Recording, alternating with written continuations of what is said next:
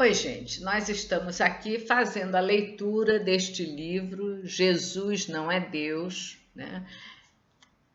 De autoria do Dr. Bezerra de Menezes, quando encarnado.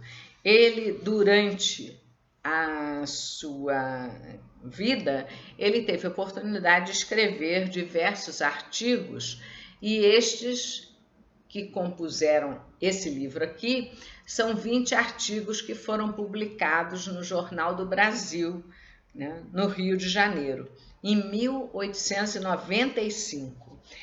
Então, para vocês verem, né, como a gente sempre reforça, esses estudos aqui ele usou para responder a um amigo que era extremamente católico e que dizia que Jesus era Deus. Então, ele, através dos artigos, tornava pública a defesa da tese dele, corroborando e confirmando com a referência bibliográfica que ele sempre traz para cada artigo, né?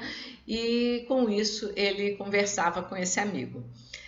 Quem fez esse trabalho maravilhoso de resgatar na Biblioteca Nacional do Rio de Janeiro esses artigos lá nos jornais daquela época foi o pesquisador espírita Jorge Damas Martins.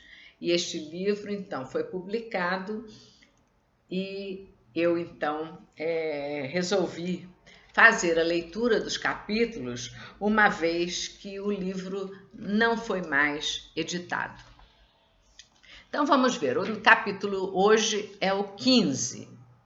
A Bíblia e os apóstolos, interpretados em espírito e verdade, não são fontes onde a igreja tenha bebido sua doutrina de um Deus trino, sendo Jesus, porém, uma dessas pessoas da Trindade. Essa doutrina repugnante à razão, a mais esclarecida como a mais boçal enxerto de paganismo, terá encontrado razão nos evangelhos? Procuremo-lo atentamente.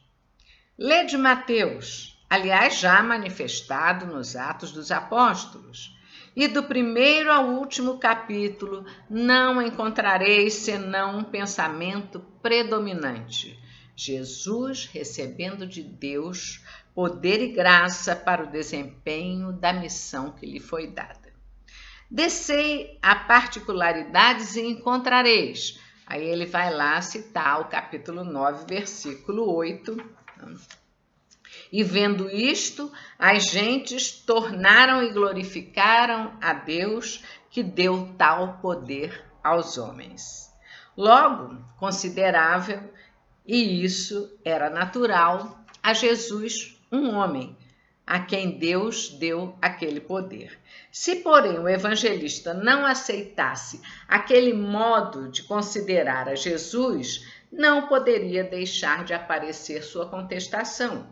No capítulo 9, versículo 38, ele destaca: rogai, pois, ao Senhor da seara que envie obreiros à sua seara. Se Jesus fosse Deus, quem seria o Senhor da seara senão ele? E neste caso poderia mandar que roguem a outro? Logo, ele confessa, e nunca o negou, que a seara é do Pai, e, portanto, que ele foi enviado para tratar da seara com todos os poderes do dono. Um, pois, é dono, e o outro o seu representante. E nunca o representante será o mesmo que o dono. Se Jesus quisesse dar-se por Deus, diria: a seara é grande e eu suscitarei os obreiros necessários, em vez de dizer: rogai ao Senhor que enviei obreiros. No capítulo 10, versículo 40, nós vamos ver: o que a vós recebe, a mim me recebe, e o que a mim me recebe, recebe aquele que me enviou.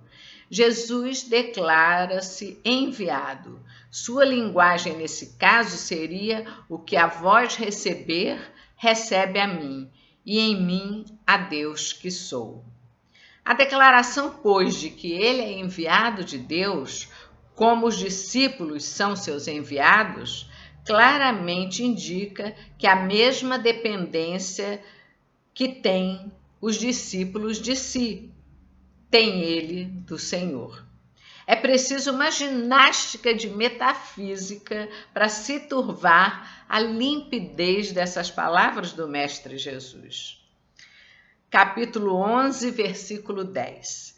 Porque este é de quem está escrito: eis aí o meu anjo diante da tua face, que aparelhará o teu caminho diante de ti.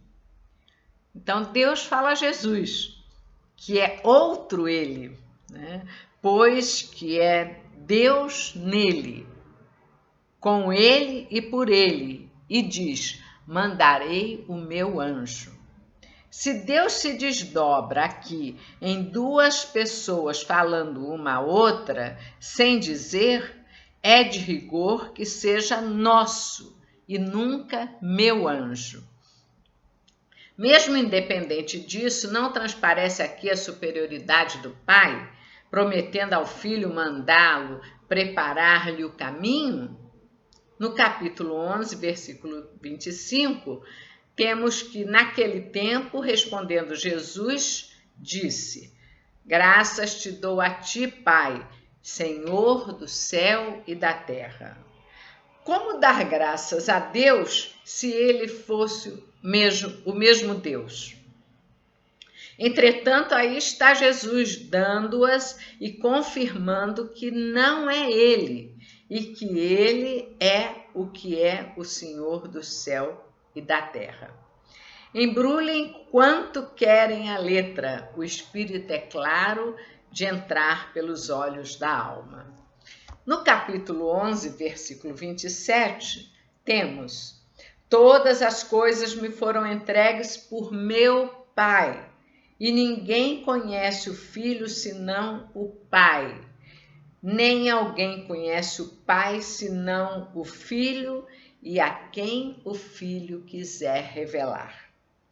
Todas as coisas me foram entregues por meu Pai.